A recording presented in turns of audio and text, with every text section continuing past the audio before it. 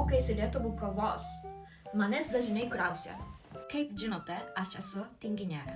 Todėl beveik nenaudoju vadovėlių, nes man nesmagu studijuoti iš knygų. Ir mano tikslas nėra mokytis lietuvių kalbos. Aš noriu kalbėti su žmonėmis lietuviškai. Todėl aš rašiau dienoraštį, kuriu video lietuviškai ir kartais mokausi lietuvių kalbos iš savo mokinių. Pavyzdžiui, mano mokiniai dažnai sako tipo arba biški sunkoka. Ir tai man labai skamba mielai. Todėl aš irgi pradėjau naudoti šitas frazes.